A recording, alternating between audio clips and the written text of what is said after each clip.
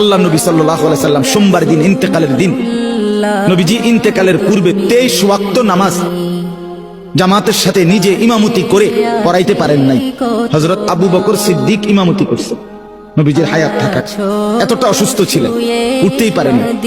শেষ দিন সোমবার ফজরের ওয়াক্তে আল্লাহ নবী সাল্লাল্লাহু আলাইহি ওয়াসাল্লাম মসজিদে নামাজ শুরু হয়েছে ফজর।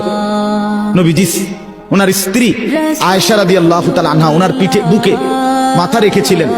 নবীজি বললেন, আয়েশা আমার সোজা করে বসাও, আমার হুজরার পর্দা সরাও, আমি আমার সাহাবীদের ফজরের নামাজের দৃশ্য দেখব। নবী সাল্লাল্লাহু আলাইহি সাল্লামের রওজা মুবারক এখন আপনারা যারা গেছেন তারা তো দেখছেনই, একেবারে যেখান দিয়ে নবীজির রওজায় আথার এইটাই মসজিদ, এর লগে দিয়েই মসজিদ।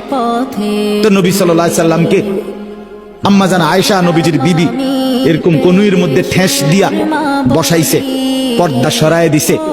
আল্লাহ নবী দেখলেন পুরা মসজিদ ভরা। ফজরের নামাজ কোন নামাজ? জোহরের পরে যেটা পড়ে ভোরে। কোন সময়? ভোরে। এই ফজরের নামাজের ওয়াক্তে আল্লাহ নবী সাল্লাল্লাহু আলাইহি সাল্লাম দেখলেন পুরা মসজিদ ভরা মুসল্লি আবু বকর সিদ্দিকের নেতৃত্বে নামাজ পড়ছে।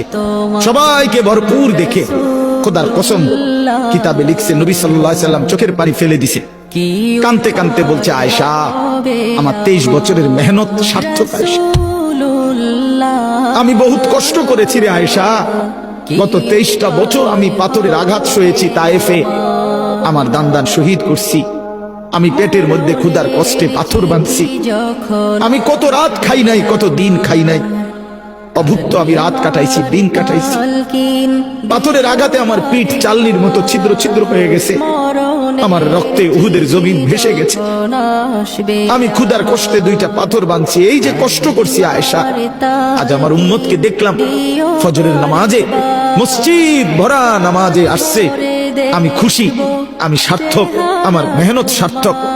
এরপরে নবীজি সাল্লাল্লাহু আলাইহি সাল্লাম 2 হাত আসমানের দিকে তুলে খোদার কসম বাপ নবীজি ওই সময় আল্লাহকে বলছে, আল্লাহুম্মা রফিকাল আলা, মাওলা এবার আমি আপনি বন্ধুর কাছে যেতে চাই।